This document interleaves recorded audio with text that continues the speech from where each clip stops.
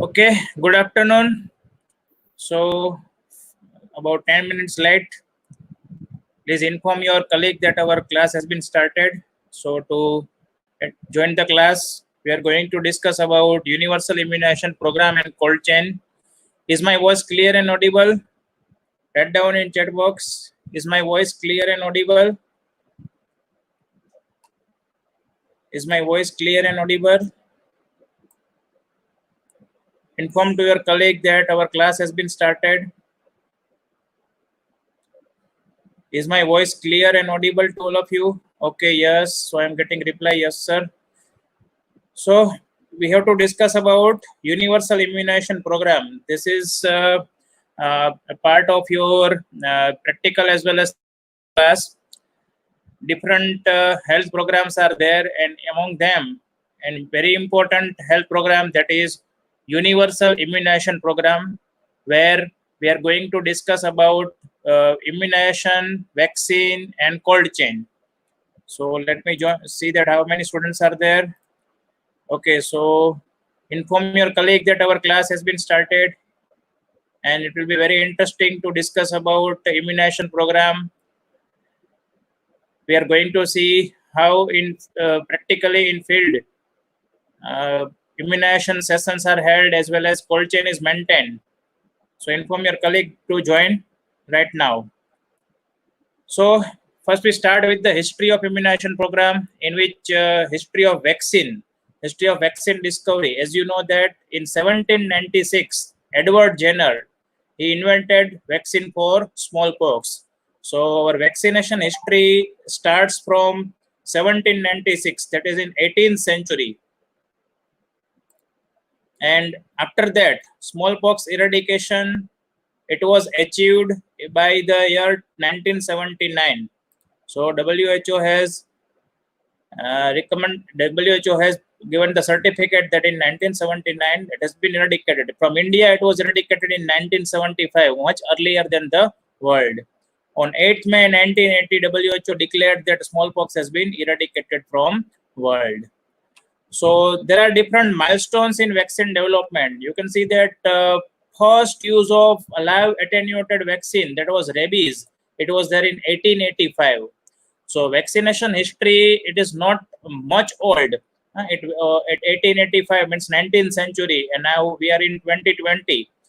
And first vaccine was discovered in this 1796. So about 220 years, 200 to 220 years old vaccination history is there. But it was not so that before 200 years, so many vaccines which are available now, they were all available before 200 years. Slowly, one by one, vaccines were discovered and they were implemented in immunization program. In 1909, first live attenuated bacterial vaccine, that was viral bacterial vaccine, that is BCG. So history of BCG is 1909. So 111 years old. 1921 diphtheria toxoid, 24 tetanus, and 1930 pertussis. In 1940, you can see DPT, diphtheria pertussis tetanus combination was there in 1940. In 1955, IPV, inactivated polio vaccine, was discovered. In 1963, live attenuated oral polio vaccine, that is OPV, That was in 1963. So 1963, you may ask your parents what is their birth year. It may be around this 1963 or later on or before that also.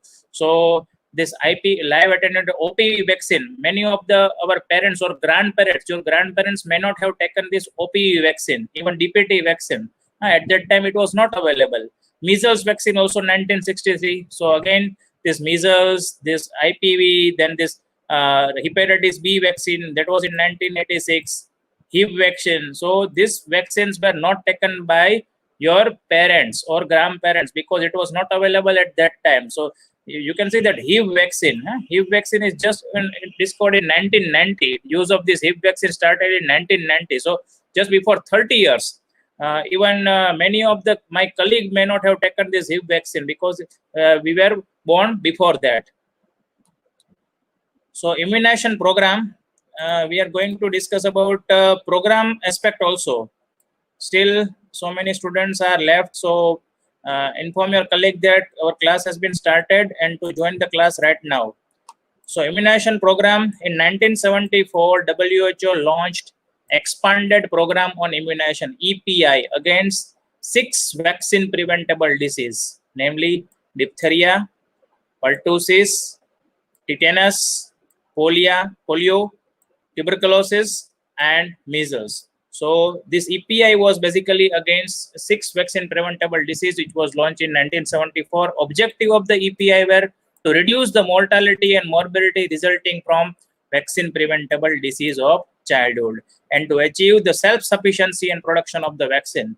So you know that because of the vaccine preventable disease, because of such tuberculosis or because of the complication of the measles, even because of the diphtheria, there can be much morbidity as well as mortality. So basically to reduce the morbidity and mortality from this vaccine preventable disease, EPI program was launched in 1974. As well as WHO also recommended to be self-reliant on production of the vaccine. Nowadays, this is very much applicable. Atmanirbhar Bharat. So here also self-reliance on production of the vaccine. It was also one of the objectives of EPI program. It was introduced in India. EPI program was introduced in India in 1978. Remember, this type of the questions can be asked in your MCQ also. So here, EPI is expanded program on immunization. Expanded means, expanded in WHO definition means adding more disease controlling antigen in vaccination schedule. So basically, as you know that when the program was launched, at that time, 6 vaccine preventable diseases were included in EPI. Later on, more and more vaccine, antibodies against the vaccine or antigen against the vaccine, antigen against the disease were discovered in form of vaccine. More and more vaccines were added against many other diseases. As well as expanded means the extending the coverage to all part of the world. So expanded means adding more antigen, extending the coverage, and spreading the service to reach the less privileged sector of the society. So expanded here means these 3 things: adding more disease controlling agent in vaccine schedule, extending coverage, and spreading the service to reach the less privileged sector of the society. UNICEF later on in 1985 renamed this program as Universal Child Immunization Program, UIP. Remember, first it was EPI, that is Expanded Program on Immunization in 1978. Later on, UNICEF in 1985, it recoined the terminology as Universal Child Immunization Program. The goal is to achieve the universal immunization by 1990. So at that time, the goal was to achieve universal immunization, means immunization of all the children of the world by 1990. Indian version of the universal immunization program was launched in November 1985. So it was same year in 1985 when the program was recoined as UIP. At that time also Indian version was launched. So aims of this program were to achieve 100% coverage of the pregnant woman with 2 doses of tetanus toxoid or a booster doses. You know that during pregnancy 2 tetanus toxoid doses are given, or if the second pregnancy is less than within 3 years of the first pregnancy, only 1 dose, that is called as tetanus booster dose of the is called. So 100 to achieve the 100% coverage of these 2 doses of the tetanus toxoid it was one of the aim, we can say, or rather objective. And 85% of coverage of the infant with 3 doses of the DPT, OPV, BCG, 1 dose of the BCG, and 1 dose of the measles by 1990. So it was 85% coverage with all these vaccine that were objective. Then there is one alliance, that is Global Alliance for Vaccine and Immunization, Gavi. And you remember just the name, that alliance. There is Alliance, Global Alliance for Vaccine and Immunization. So at that time in 1990, there was deteriorating situation on immunization coverage, and Gavi it put the alarming situation in public health community. So because of this alarming situation in public health community, there was formation of one alliance that is known as Global Alliance for Vaccine and Immunization, Gavi. Universal immunization was first taken up into 30 selected districts in India and catchment area of the 50 medical colleges in November 1985. So it was in limited sector, limited area, limited catchment area in November 1985. Later on, it was expanded, the coverage was increased. So later on, more and more area were covered. And till now, today, and this program has now extended to all the districts of India. There are more than 600 districts in India. So it has been extended to all the districts, even to the island. If you go to the island, that is vaccination program is running very smoothly. And also in full practice area of the more than 542, the figure will be more than 500 medical colleges area. This program is now, it is being run. Immunization services are provided through the existing healthcare delivery system. So what is existing healthcare delivery system? It means PHC, CHC, sub-district, then district hospital. So mainly this PHC, CHC, Angalwadi, where Mamta session are held. So through this existing system, health system, and nowadays, as you know, that this health and wellness center, so they are also providing immunization. During 1980, National Immunization Program, it was in developing country was made, it was made sustainable progress in meeting the goal of EPI, as well as this with the support of the WHO, UNICEF, and USAID. These are the international health agencies who have supported. And so in this 1980 program was making the sustainable progress to achieve the goal. By 1990, average reported coverage for the 6 vaccine was 70%. And in 1990, average level of and even decline in some country. We are going to see the recent coverage. So before this chart, I'm going to show you the recent coverage. So trends in full immunization. Full immunization means, see, there are 2 words, full immunization and complete immunization.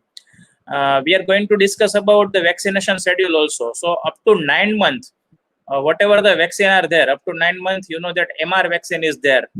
So up to 9 months, whatever vaccine is according to age, they have been, if it has been taken by the child, it is called as full immunization. And complete immunization means up to booster dose, up to first booster dose, that is between 16 to 24 months. If it has been all the vaccine up to booster dose, first booster dose has been taken, then it is considered as the complete immunization. So in full immunization, according to 2 data, and this is NFHS. NFHS means National Family Health Survey. So first we are comparing NFHS 3 and NFHS 4. NFHS 3 was it was done in 2005-6, and NFHS 4 was held in 2015-16. So yellow line is of NFHS 15-16. So you can see that in urban area, 64% children between 12 to 23 months of age, that is between 1 to 2 years of age, who received this full immunization, 64% as compared to 58% in NFHS 3. In rural area, 61% as compared to 39% in NFHS 3. So this yellow line is of NFHS 4 and NFHS 3. So we are comparing between 10 years. NFHS 3 was in 2005-6 and NFHS 4 was in 2015-16. You can remember this total coverage. So total coverage in urban area, total coverage in NFHS 4 was 62%. 62% children are fully immunized as compared to NFHS 3, where 44% children were fully immunized. So we can take this data as recent data that around 60% of the children in India are fully immunized. So we can see what is impact of vaccination. This is very good figure to understand the impact of vaccination. So we have to compare before vaccine and after vaccine. You can see that before vaccine in 1975, when the smallpox vaccine was introduced, before that there were around 23,000 cases, while after the smallpox vaccine introduction in 1977, it was eradicated and the smallpox cases of the smallpox dropped to 0. So that is a very good effect, excellent effect of the smallpox vaccine, that within 2 years, from 23,000 cases annually, it dropped to 0 and it was eradicated. Polio vaccine in 1985, before that, nearly 150,000 cases occurred annually, and in 2012, polio free. In India, this is about India. So in India, from 150,000 cases in 1985, it dropped to 0 in 2012 because of the polio vaccination. So 100% decrease in burden of the disease. Tetanus, because of the tetanus vaccine in 1980, there were around 46,000 cases, 45,948. So 46,000 cases, and in 2015, it dropped to less than this symbol. This symbol you can read over here. Less than 10,000 report, less than 1 per 10,000 live births. So 95% reduction in this burden of the disease. Same way, diphtheria, from 39,000 cases in 1982 dropped to 2,525 cases in 2012. So 94% reduction in the burden. Same way, pertussis, 86% reduction in burden. Measles, 84% reduction in burden. So because of the vaccine, you can see the impact of vaccination is that it can reduce the burden of the disease. So in implementation of the routine immunization, targets for routine immunization, that we have to vaccinate 27 million newborn each year with the all primary doses of the vaccine, as well as around 100 million children of the 1 to 5 year of the age with the booster dose. So primary dose, 27 million newborn child, and 100 million children with between 1 to 5 year of the age for booster dose, as well as 30 million pregnant women who are targeted for the TT vaccination each year. And to vaccinate this much of the population, around 157 million beneficiary, we can say that 157, if you make the total of this 157 million beneficiary, there are around 10 million immunization sessions conducted in India. Annually, 10 million immunization sessions are conducted in India, and majority of these are at the village level. And as per the coverage evaluation survey report in 2009, 89.8% vaccination is given through public sector, means through government sector. Only private sector takes part in 8.7% of the vaccination. So majority of the vaccination is given by government sector, and that is also free of cost. If you take this vaccine up to 5 years of the age to your child, it will be costing around 10,000, 15,000 rupees, depending upon the brand, but it is given totally free of cost in our public sector in government health system. And for this, ASA and Anganwadi worker, they support the ANM for mobilizing the community. And for this, ASA is also given 150 rupees per session for this activity. And time to time, this incentive gets revised. To ensure the potent and safe vaccine delivery, there is network of 27,000 cold chain points. Our next topic is cold chain. So there is network of 27,000 such cold chain point in India to ensure the safe vaccination, to ensure the potent vaccination. We have already discussed about trends in full immunization. Then individual vaccination, we can see that I'm going to quickly go through this chart.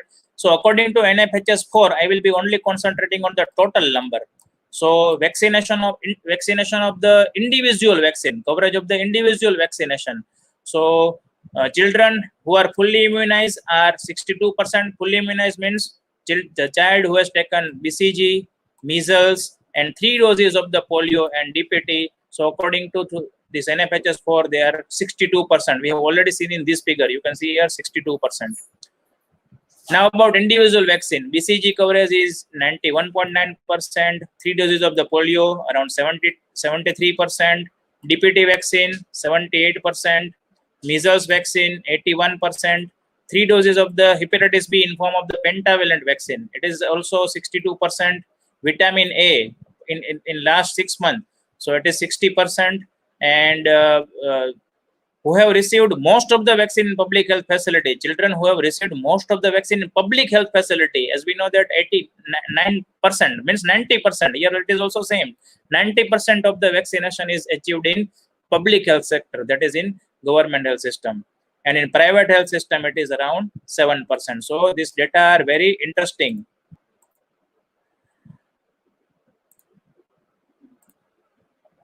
Okay, so there is one also program separately on the polio, that is pulse polio immunization. Rather, we can call IPPI, that is intensified pulse polio immunization program.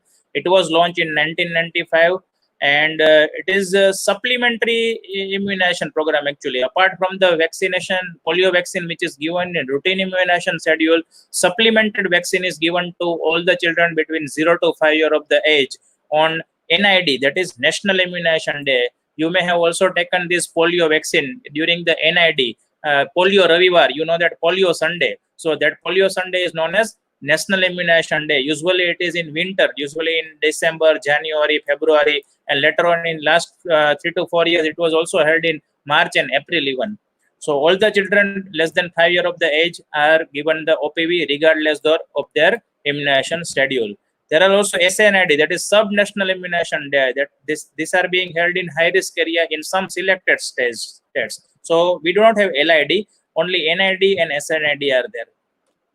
So which are the disease protected under UIP? UIP is Universal Immunization Program. So basically, you remember that at the start of the UIP, it was aimed to protect against 6 vaccine preventable diseases. Later on, many antigens were added to protect the more disease, and now the list is around 9 to 10 diseases. So you can see the diphtheria, pertussis, tetanus, polio, tuberculosis. We have already discussed about this. Measles, hepatitis B, and recently Japanese encephalitis, meningitis, pneumonia caused by H influenza B, HIV vaccine in 1990. So these are the disease against which vaccination aim to protect the children. Now, very important part of this topic, immunization schedule. You have to remember, you must remember the immunization schedule at the tip of the tongue. It will be very much helpful in your many subjects. After passing your MBBS also, in your medical officer job also, or if you wherever you are working, immunization schedule it should be at the tip of the tongue, and day by day and time to time it gets revised. So you need to also remember the revised schedule, and I'm going to share you the revised schedule. So first of all, for pregnant women, there are 2 TT injection, as you know, TT1 and TT2. So as early as in pregnancy, TT1 can be given, and after 4 weeks of the TT1, TT2 can be given. The dose is 0.5 ml intramuscular in upper arm. There is concept of the booster, TT booster. If any pregnant woman has received 2 TT dose in a previous pregnancy, which was occurred just within 3 years of the current pregnancy, then only 1 dose of the TT is to be given, and that is known as TT booster. That is also same, 0.5 ml intramuscular and upper arm. So that is about pregnant woman. Then about infant. So first of all, BCG. BCG is given at birth or as early as possible till 1 year of the age. Ideally, within 4 to 5 days of the birth. Dose is 0.1 ml. Intradermal. See, this vaccine is given intradermal in left upper arm. For universally making it uniform, it is given in left upper arm, not right. Then hepatitis B, birth dose. If there is institutional delivery, it should be given within 24 hours of the birth. After 24 hours, this hepatitis B birth dose has no role. Of course, it is given in form of the pentavalent, but birth dose, it should be given within 24 hours of the birth. And dose is 0.5 ml intramuscular in enterolateral aspect of the mid-thigh. OPV 0 dose. So it is given at birth or as soon as within 15 days, maximum within 15 days it should be given. And as it is oral polio vaccine, it should be given by oral route, 2 drops. Do bund zindagi ke. So here it is 2 drops of the oral polio vaccine by oral route. Then at 6 week, 10 week and 14 week, OPV 1, 2 and 3 are given. Dose and route are all same. Again, along with this OPV 1, 2, 3, Penta 1, 2, 3 are given. That is at 6 week, 10 week and 14 week, pentavalent 1, 2, 3. Pentavalent means it is combination of 5 vaccine. It includes 5 vaccine means diphtheria, pertussis, tetanus, hepatitis B and H influenza B. So this pentavalent vaccine 0.5 ml intramuscular is given at enterolateral aspect of the mid-thigh. Then recently rotavirus vaccine, it is also given along with this OPV 1, 2, 3 and Penta 1, 2, 3 similarly at 6 week, 10 week and 14 week. And here rotavirus vaccine is given by oral route, 5 drops. Oral route, oral vaccine is given, rotavirus vaccine. Actually, rotavirus vaccine is taken into the syringe. If it, even though it is filled by syringe, it is given by oral route, not by injection. Then IPV, 2 fractional doses means 0.1 ml. Previously it was 0.5 ml, now 0.1 ml. That is fractional dose at 6 week and 14 week. So along with OPV 1 and OPV 3, not with OPV 2. IPV is to be given, remember IPV is to be given along with OPV 1 and OPV 3. So I repeat that this vaccination part is given simultaneously OPV 1 to 3, Penta 1 to 3 and Rota 1 to 3. And IPV 1 and 3 at 6 week, 10 week and 14 week. Then MR vaccine or measles containing vaccine. So previously only measles was there, but recently it was changed to MR vaccine. So it is given at 9 months, 9 completed months. It can be given up to 12 months or it can be given till 5 years of the age, but ideally it should be given as soon as the 9 months are completed. 0.5 ml subcutaneous route. And here also the site is fixed, that is on right side of the arm, that is right upper arm. MR vaccine, right upper arm. Then in some states where Japanese encephalitis is prevalent, JE vaccine is given at 9 completed months. Route and dose are similar, but the site is left upper arm. In Gujarat, it is not given. In Gujarat, Japanese encephalitis is not given. And vitamin A. So vitamin A is to be given along with this MR vaccine at 9 completed months.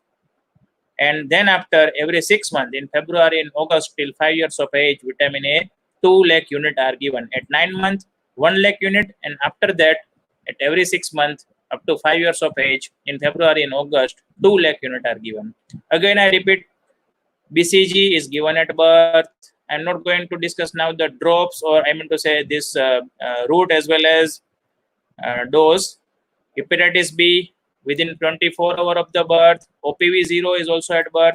So at birth, these 3 vaccines are given. You can remember simultaneously these 3 vaccines: BCG, OPV 0, and hepatitis B birth dose. These are at birth. Then comes the role at 6, 10, and 14 week. 6, 10, and 14 week. OPV 1 to 3, Penta 1 to 3, Rota 1 to 3, and IPV 1 and 3, not 2. Just remember over here. So simultaneously you can remember this section. Then comes the role at 9 months. So MR vaccine or JE vaccine also in case of the state where JE is given, and vitamin A. So this part is of at birth, then 6, 10, 14 week, then 9 months. Okay, it is very easy to remember. First of all, you try to remember the time for vaccination. After that, you can try to remember further doses as well as route of the vaccine. Here remember ECG is given by intradermal route. So majority of the vaccine are given by intramuscular route. You can see intramuscular route. Okay. So what are the vaccine given by intradermal route? BCG here and IPV. BCG and IPV both are given by intradermal route. MR is given by subcutaneous route. Japanese encephalitis also by subcutaneous route. BCG and this IPV vaccine are given by intradermal route. Then this MR and Japanese encephalitis by subcutaneous route. OPV, rotavirus, and vitamin A are given by oral route. So later on, by repeatedly watching this part as well as repeatedly reading this vaccination schedule, you can remember. So that is for infant. Now for children, that is between 1 year to 2 years of age. So between 16 to 24 months, you can see over here, 16 to 24 months, there are DPT booster, first booster dose, MR second dose. When was the MR first dose given? Yes, at 9 months. So MR second dose is given between 16 to 24 months. OPV booster dose, or in area where Japanese encephalitis is given, Japanese encephalitis second dose. These vaccines are given between 16 to 24 months simultaneously. Again, we repeat, DPV booster 1. Why DPT booster 1 is there? You can see here in OPV booster, there is no number written. 1 is not written because in DPT, second booster is also given at 5 years of age. You can see over here, DPT booster 2 is also later to come. So DPT booster 1, MR second dose, OPV booster, Japanese encephalitis second dose, where applicable, it is given between 16 to 24 months. Then for vitamin A, you can remember simply that it is given in February and August, that is in every 6 months till 5 years of age, 2 lakh unit. Then DPT booster between 5 to 6 years of age, and TT, it is also given nowadays. TD, tetanus diphtheria vaccine, TD. Just I am writing over here, T and small d, T small d. It is given at 10 years and 16 years. Those we can see DPT for DPT booster, for MR 0.5 ml, for Japanese encephalitis also 0.5 ml, for DPT it is also DPT, so same dose, and DPT TD 0.5 ml. For OPV 2 drops, similar to OPV 0 or OPV 1 to 3, you can say. So by repeatedly going through this part of the vaccination schedule, you can easily remember it. And in journal, you have, along with the other content, this is the content which you have to write down very neatly for repeated revision. So interval between 2 doses should not be less than 1 month. Minor cough, cold, and mild fever are not contraindication.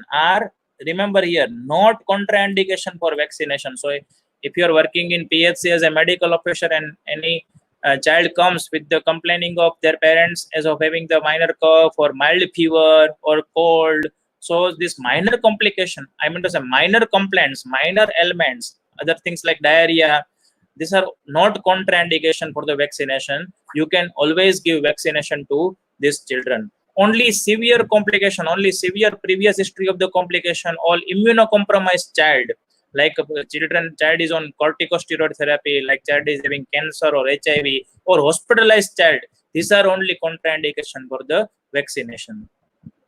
Cold chain we are going to see now. The better figure I am going to display you in next part of this section.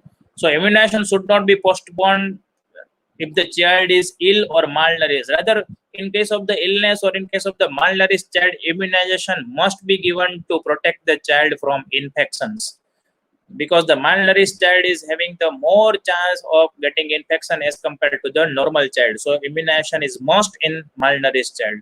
It is particularly important to immunize children with malnutrition.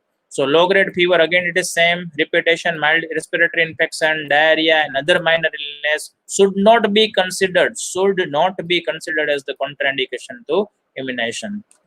So that was about universal immunization program in brief.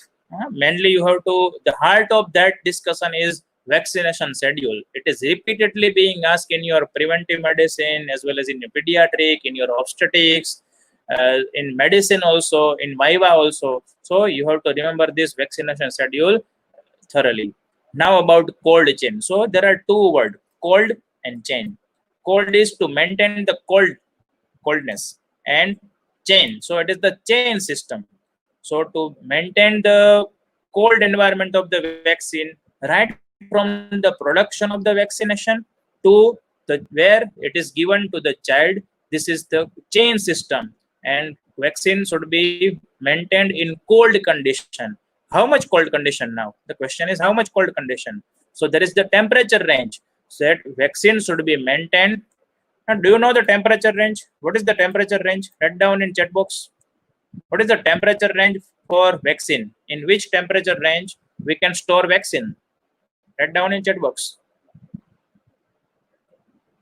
What is the temperature range of vaccine storage? Write down in chat box. In which temperature vaccine should be stored?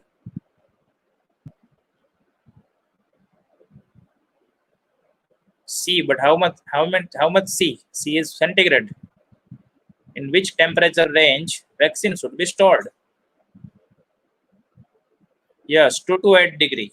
Sunny has replied 2 to 8 degree centigrade is the temperature range where vaccine is to be stored.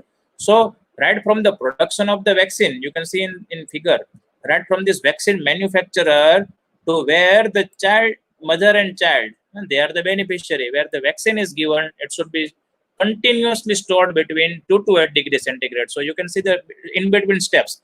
From vaccine manufacturer, it is transported by air to the distant location, and in air also it should be air transport also, it should be maintained between 2 to 8 degrees centigrade. In case of the frozen vaccine, it should be maintained between -15 to -25 vaccine centigrade. So OPV initially it is supplied in form of the frozen vaccine, so it should be the temperature range should be here for -15 to -25 degrees centigrade. But for majority of vaccine, you can remember 2 to 8 degrees centigrade. So from this air transport to primary store or state transport, so where the vaccine is manufactured, from that via air it comes to the primary store of the state. So suppose in Gandhinagar, for Gujarat it is Gandhinagar. So here the primary store of the vaccine. So here also there is presence of WIC, means walk-in cooler, or WIF means walk-in freezer. So in walk-in cooler, the temperature range is 2 to 8 degree, and walk-in freezer -15 to -25 degrees centigrade. From this state store, it is transported through this refrigerated insulated van to different districts. Suppose we have to give vaccine to the children in Rajkot district, so or Jamnagar district. So it comes to the through this insulated van to our district storage center, vaccine storage center. In district as well as in corporation, there are vaccine storage center. So you can see here, after this there is district vaccine storage center. This is again state store. So from this I mean to say air transport, it comes to the state store, and through the insulated van it comes to the district storage center or corporation vaccine storage center. From this district, again through this insulated van, it comes to the primary health center, PHC, all the PHC, where you can see this is ILR and this is deep freezer. So ILR, it is maintaining temperature between 2 to 8 degree, and deep freezer -15 to -25 degrees centigrade. From this vaccine primary health center through vaccine carrier, it is transported to sub center or immunization sessions, Mamta sessions, where vaccine is given to beneficiary. In vaccine carrier also, temperature is maintained between 2 to 8 degrees centigrade. So that is the very good diagram to show you that how from the vaccine manufacturer to mother and child, vaccine is transported by maintaining the cold chain. At every level, you can see that between 2 to 8 degrees centigrade, or in case of the frozen vaccine, between -15 to -25 degrees centigrade, vaccine is temperature is maintained. So definition of the cold chain, it has been frequently asked in your exam as well as in your Viva, that it is the system of transporting and storing vaccines consumable within the safe temperature range, that is between 2 to 8 degrees centigrade, and for a frozen vaccine, optimum temperature range is -15 to -25 degrees centigrade. So it is a system of transporting and storing vaccine within safe temperature range from the place of manufacturer to the point of administration. administration, ensuring people receive an effective vaccine that have retained their viability and have not had exposure to temperature exertions, means hot and cold. Last part I am going to explain you. First part you have already understood through the figure that it is the system of transportation from the manufacturer to the point of administration within the temperature range, that is 2 to 8 degrees centigrade. Now, why we need to maintain this temperature range? Why we need to maintain the cold chain? That is to maintain their viability, to maintain the efficacy of the vaccine. See, basically vaccines are what? They are either live vaccine, live bacteria or live virus, or they are killed vaccines. So certain temperature range is required to maintain the viability of the attenuated bacteria or killed bacteria or virus which is present within the vaccine. If we expose this vaccine to this beyond 8 degree or below 2 degrees centigrade, then this virus or bacteria will be killed. So vaccine will not be effective. Vaccine will not be in your pharmacology. One terminology is their efficacy. So efficacy of the vaccine or effectiveness of the vaccine, right? It will wane off. So to maintain the viability of the vaccine, we need to maintain the temperature range. If we do not maintain the temperature range, then if we administer the vaccine which has not been maintained in cold chain, we are not administering vaccine, but just we are administering water. It is no longer effective. So it will also prevent the potential costly wastage. So you have gone through this figure. So importance of the vaccine cold chain, we have already understood that it becomes less effective if we do not maintain the vaccine or even it is destroyed. Cold sensitive vaccine experience an immediate loss of the potency following freezing. So cold sensitive vaccine should not be frozen also. I'm going to discuss you about cold chain sensitive vaccine as well as heat sensitive vaccine. Vaccine exposed to temperature range above recommended level, range some loss of the potency. We have already discussed about that part. So effective cold chain require these things like vaccine transport, storage and proper handling. So for that we need trained personnel, proper transport and storage equipment, and efficient management procedure. So people, equipment and procedure, they all should be proper to maintain the effective cold chain. We are going to discuss about how to store the vaccine in ILR and what are the different components of the cold chain. With photograph, it is very interesting to know about the equipment of the cold chain as well as how to hold the vaccine, how to store the vaccine in ILR. That I'm going to show you with the photograph now. So vaccine which are vulnerable to heat, we can see from most sensitive to less sensitive. Most sensitive vaccine to heat is OPV. If we expose the OPV vaccine for even for 1 hour, 2 hour, or maximum up to 4 hours, it can be the potency of the vaccine can be lost. Then comes measles or MR, measles containing vaccine, MR, MMR, then DPT, DPT plus hepatitis B, then this HIV vaccine, yellow fever vaccine, then BCG, DT and HIV, and last is least head sensitive is TD or TT or hepatitis B. See, this is the basis of arrangement of the vaccine in ILR. The most heat sensitive vaccine, it should be placed at the lower level in the ILR. And the least heat sensitive vaccine should be placed at the higher level in the ILR.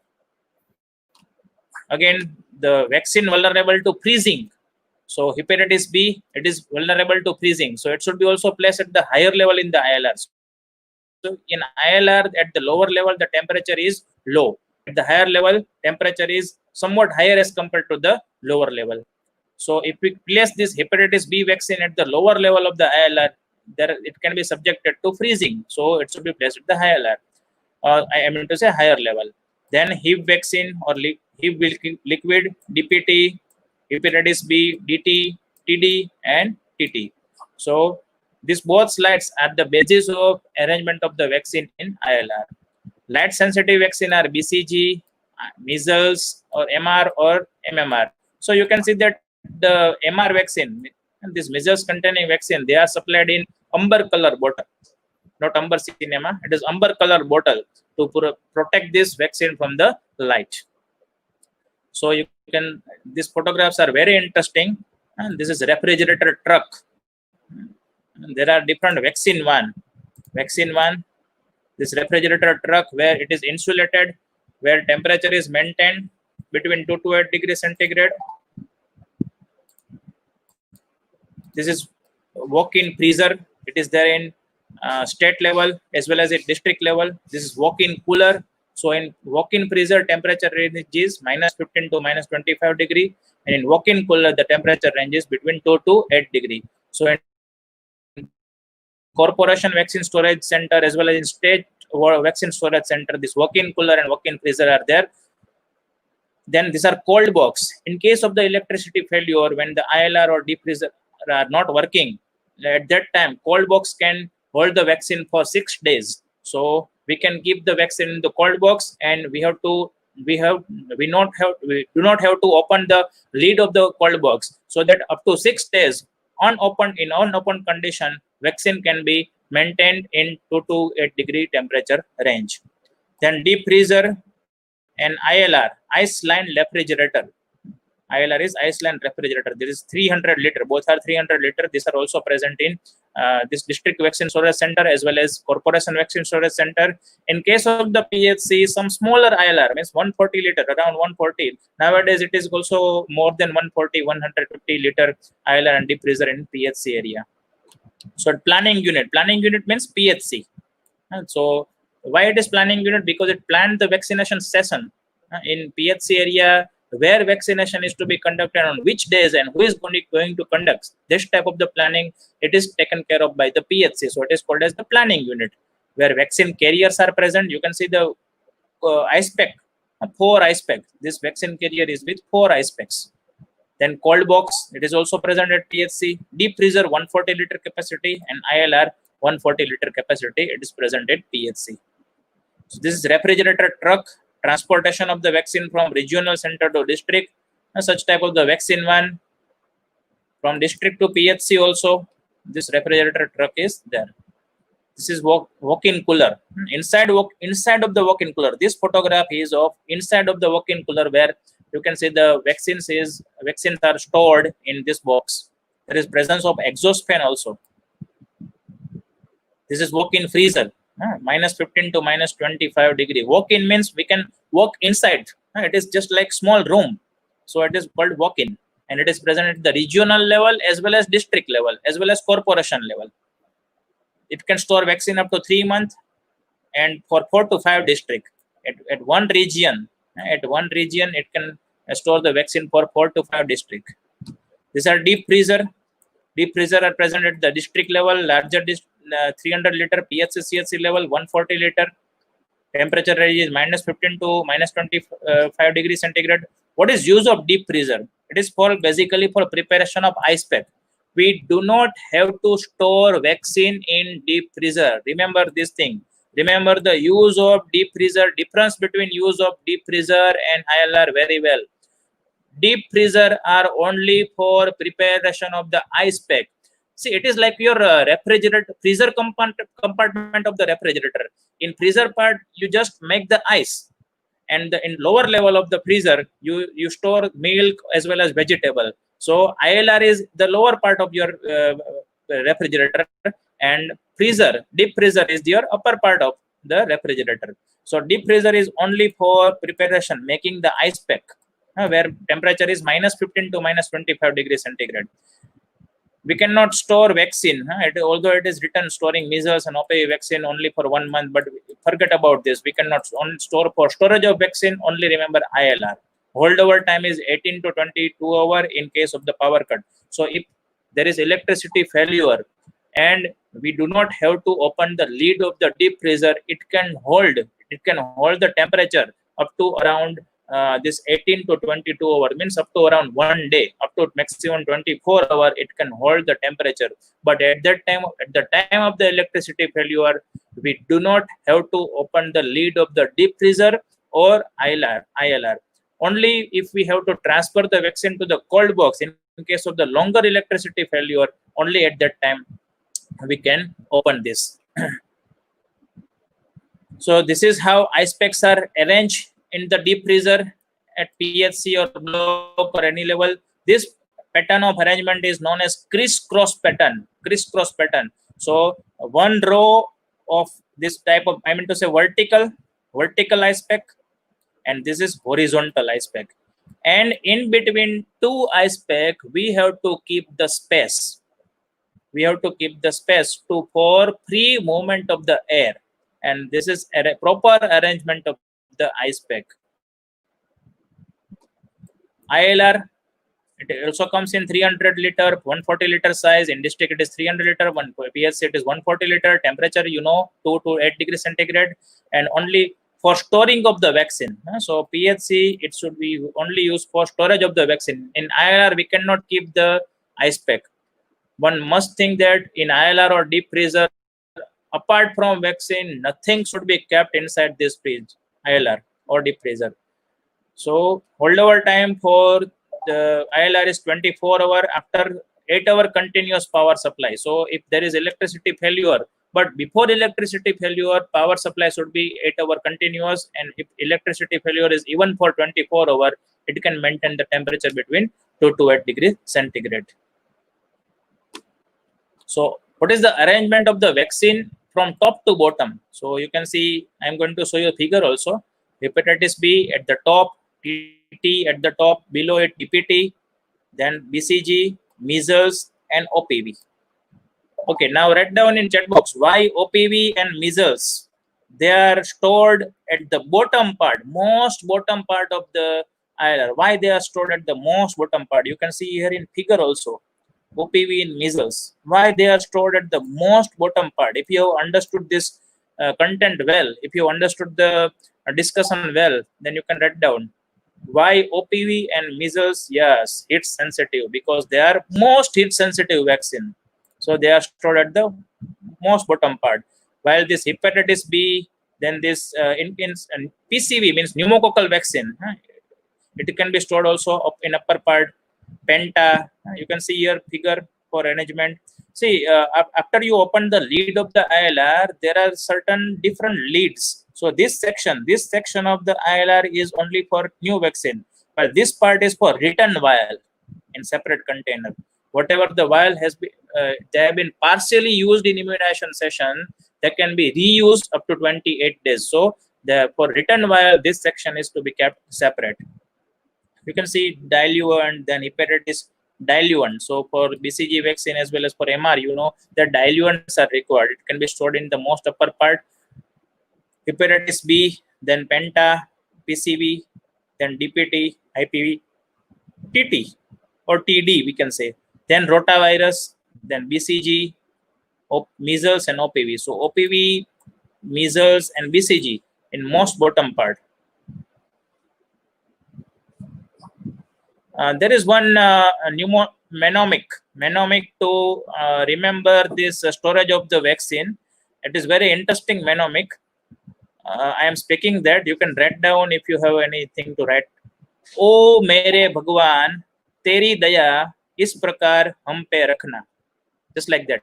ओ मेरे भगवान तेरी दया इस प्रकार हम पे रखना.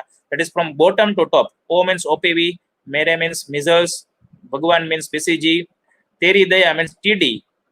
Before this mnemonic was developed, rotavirus vaccine was not there. So rotavirus is not there in this mnemonic, but you can remember between BCG and TT, you can say that, O mere Bhagwan. Acha, you can write down that, O mere Bhagwan Ram, Teri Daya, isi prakar, hum pe rakhna.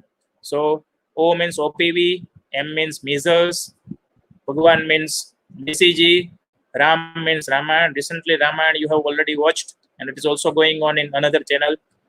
Teri means TT, Daya means DPT. इसी का कुछ नहीं. Prakar means Penta or PCV. Isi means you can remember IPV. Teri Daya. Isi means IPV. Prakar means Penta. Humpe means hepatitis B. रखना का कुछ नहीं. रखना मतलब diluent रखना. I think you have understood this. Again, should I repeat? Again, I repeat. O means OPV, Mere means measles, Bhagwan means BCG, still Japanese encephalitis is missing. Ram means Rota, Teri means TT, Daya means DPT, EC means IPV, Prakar means Penta and PCV, Hampe means hepatitis B, and Rakhna means diluent. So, O mere Bhagwan Ram, Teri Daya, isi Prakar Hampe Rakhna. It is very good mnemonic. I think you have remembered that. Just we are about to finish. So right way of the keeping vaccine should be kept inside the basket. So lower part of the ILR, it is empty actually. Here up to this lower part, vaccines are not kept. It should be kept into the basket, but according to the arrangement as we have previously discussed. See, avoid placing the vaccine at the bottom of the ILR. Here, vaccine should not be placed. Leave the space between the vaccine box. So DT vaccines, all the vials of the DT vaccine or the hepatitis B vaccine or measles vaccine, they are kept in one box, and small, there should be some space between the box. As well as we have to put the temperature thermometer, alcohol thermometer in middle. Here in middle, alcohol thermometer should be always kept. So there are some do's for ILR. Keep the equipment in cool room, away from the direct sunlight. Keep the equipment labeled for ILR and deep freezer both. So what? Then fix the equipment through the voltage stabilizer. Both of these equipment, ILR and deep freezer, if you visit the PHC, they are also fixed with the stabilizer, and to avoid the changes in the electricity power supply. So to avoid the damage to this ILR and deep freezer because of the changes in the electricity power supply. Keep the vaccine nearly with the space between stack of the circulation of the air. We have already seen this. Keep the equipment locked and open only when it is necessary. And defrost this vaccination refrigerator. We have to also defrost, particularly this deep freezer, and supervise the temperature record. There are many systems of maintenance of the temperature record. There is one vaccine logbook which is given, temperature logbook, which is separate for both this ILR and deep freezer, where daily morning and evening temperature are noted in form of the graph, and it is noted by pharmacist and supervised by medical officer. As well as there is one system, EVIN system, electronic vaccine intelligence network system, which gives the automatic alert to the pharmacist as well as medical officer. Their mobile number are linked with this EVIN system, and EVIN system is linked with this ILR and deep freezer. If there is crossing of the temperature between beyond 8 degree, or it falls below 2 degree, then there will be automatic alert SMS. It will be sent to the pharmacist mobile as well as to the medical officer, and then it need to take the appropriate steps.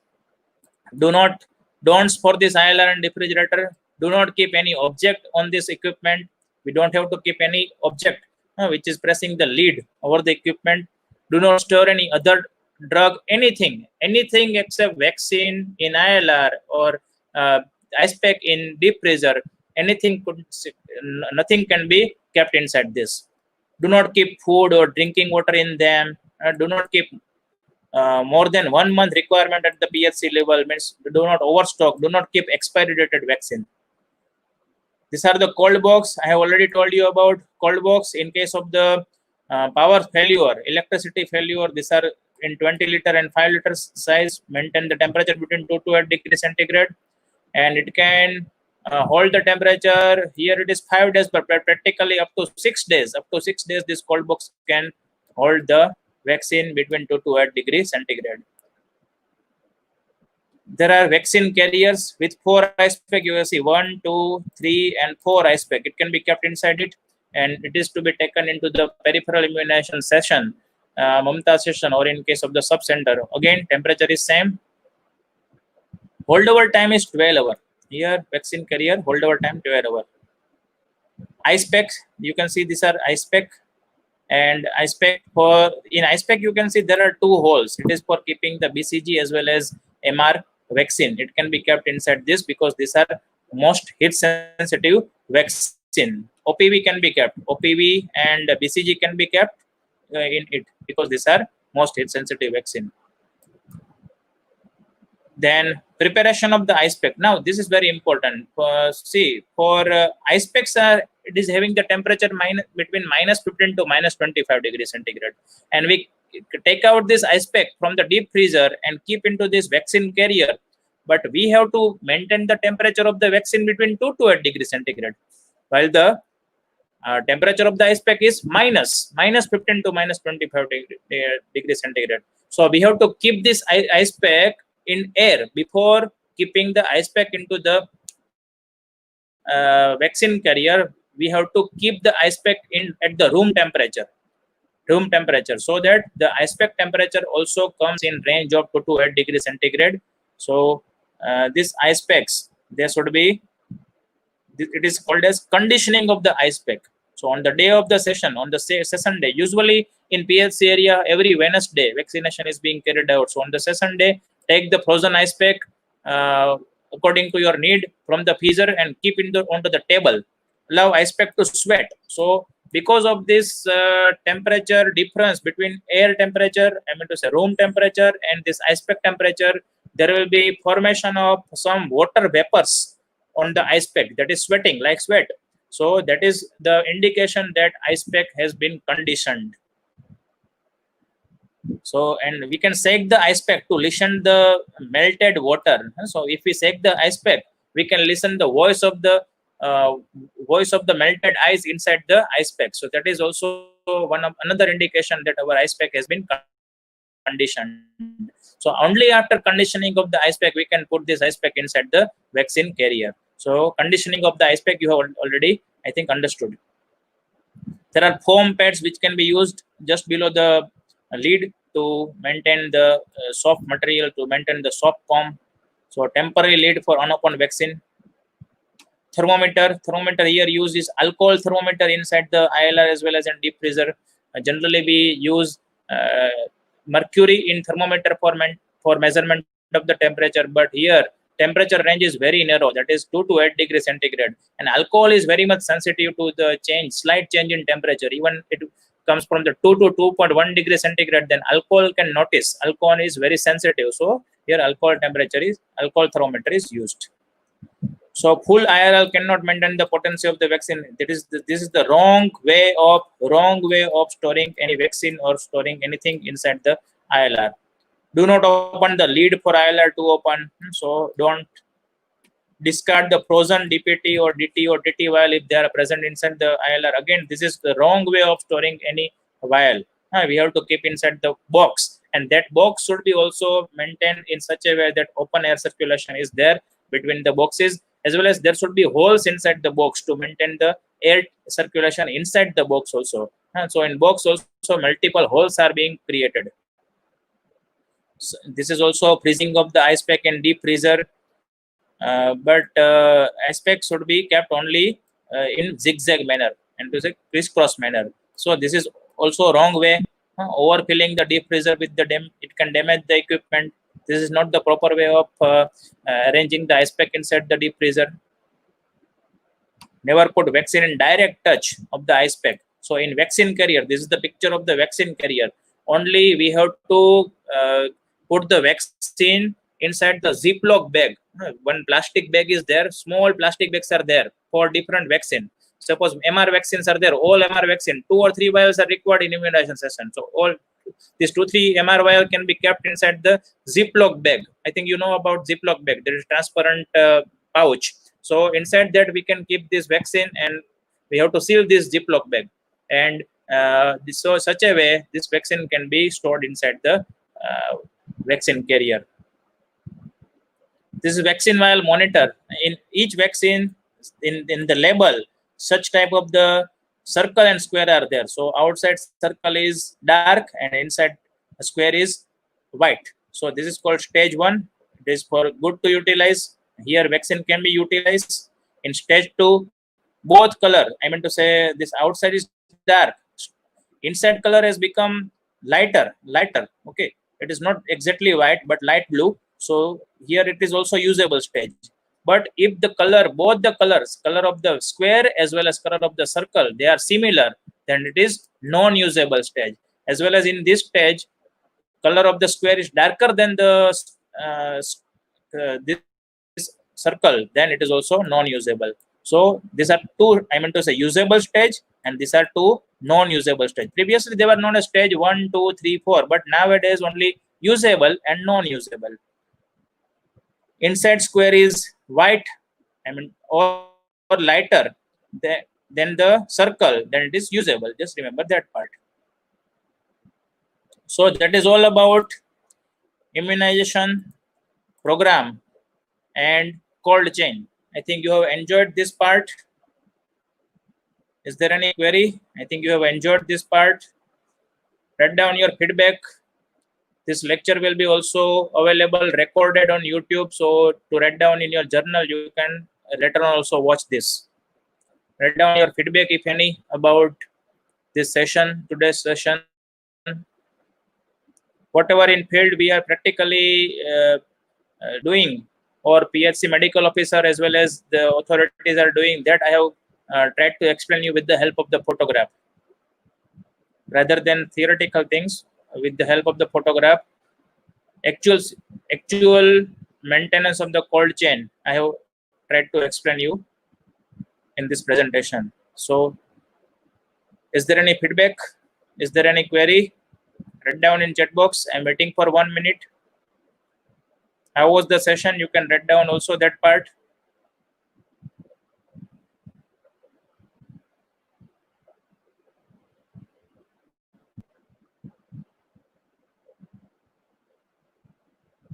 Okay, Shneha is writing. This was really interesting lecture. Thank you.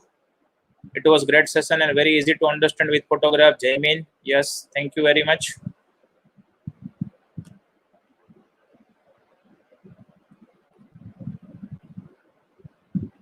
Okay, so thank you, and you can repeatedly read this. Thank you very much.